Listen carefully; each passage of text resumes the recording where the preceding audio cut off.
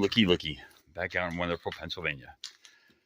So I went and rented one of these puller things, and kit wasn't even the right kit, but I got it set up to where it'll work. I don't have my stand with me, so I'll be back with a pulley in my hand.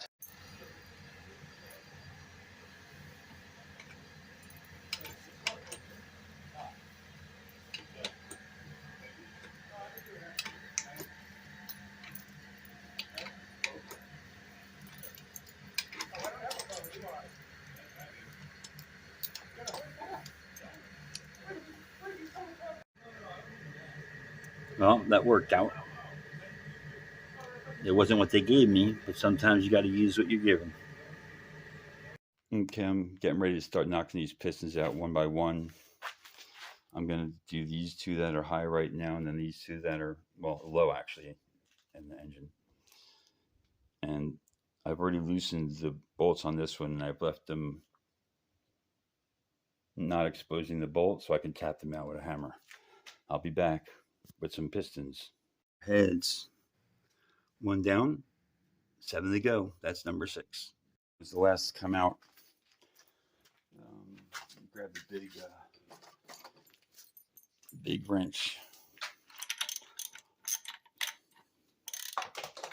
Yeah, this thing like spins too easy. Can't believe this is a 50-year-old engine, whatever. But all the pistons are out.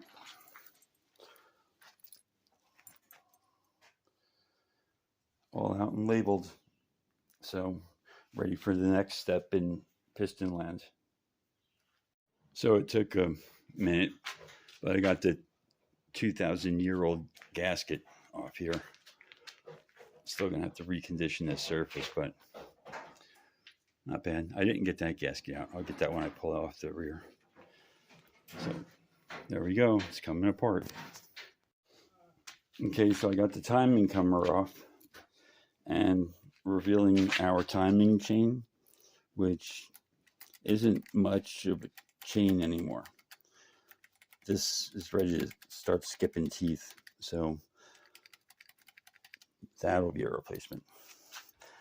But everything else so far is looking good, coming apart. It's just really dirty, and we still haven't pulled the hydraulics out yet. They got some charring on the bottom, so we got to lubricate it and pull them out. And the crankshaft's coming out next. Okay, so the 2,000-year-old timing chain is gone.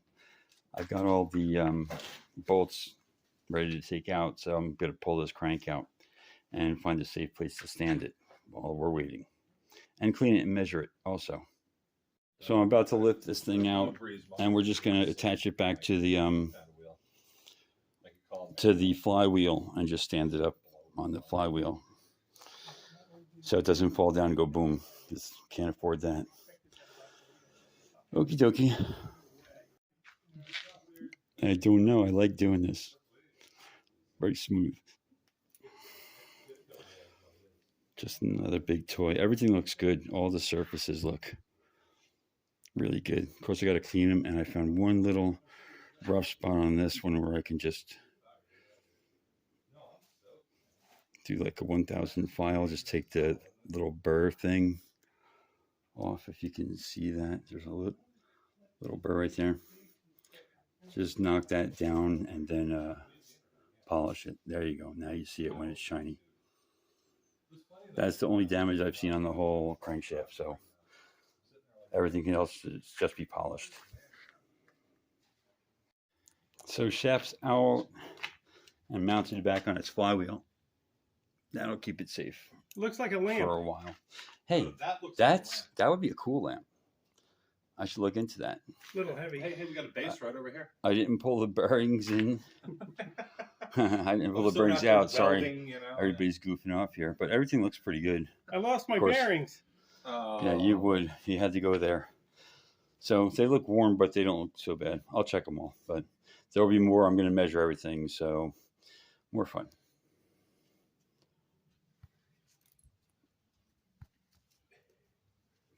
Why won't you stop? Maybe because the screen is greasy. For for sterilizing. Just some rough measurements. It's good stuff. Don't breathe it. This Don't get it on your hands. 2-inch It's 250. like Cancersburg, but stuff works. Yeah, 2-inch 250.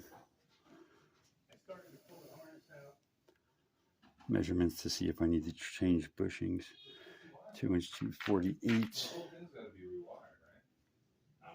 You can't use that hot wire. 2-inch 249. This? Yeah. It's like, No, I mean this thing holds. this part doesn't look too bad. No, I mean, this stuff's whole thing- all dried out. It's Yeah, the whole hard as a rock. contraption needs rewired. Hard as a rock. That's not gonna be hard. 2-inch to do. 251. I'll help you with that because that's Yep. that's electrical. All right. So that's some measurements. Then we need to see what we're getting here. We got Yeah. That's going to wind up being different, I guess, because 2-inch 121. Let's see what this one is. 2-inch 120. Looks like that's going to be our number, so that's what I'll be looking for to do the math, see what the bushing sizes should be. Yep, I'll do a better check, and I want to get a micrometer for this. And I'll have to measure these after I put these all together and torque them down to size so I can get a good measurement on those. Okay, so we'll be back. That may be enough for today, but we'll see. I'm trying to get this camshaft out, but it's giving me a hard time. We'll see. If so, that's what it is. That's what it is. So I had to struggle a little bit to get the camshaft out, but this thing is kind of disastrous. 67, 68 So this will be replaced. He had plans of replacing this anyways. He's going to go for a mild cam, so we're going to say goodbye to this thing. Okie dokie. So I think that might be enough for today, but you never know. I might do more. Well, that's going to be it for this week's episode. Everything's out. We got all the lifters out. There's a little dirt in the boards, but it's not a big deal. There's some very light pitting in a few of them, but it doesn't feel like it's anything that would keep it from getting compression. So clean them home, see what happens. And we're going to replace that old dead timing chain because that had at least 1 inch deflection in it. And I'll go through these and see if we're going to do anything with the hydraulic lifters. We've got our burned up camshaft sitting there with the heads and what appears to be a good crankshaft, so, and pistons. Well, that's it for the Falcon wagon. Hopefully we can make her fly again, and I'll see you as soon as we get back out here. May the force be with you.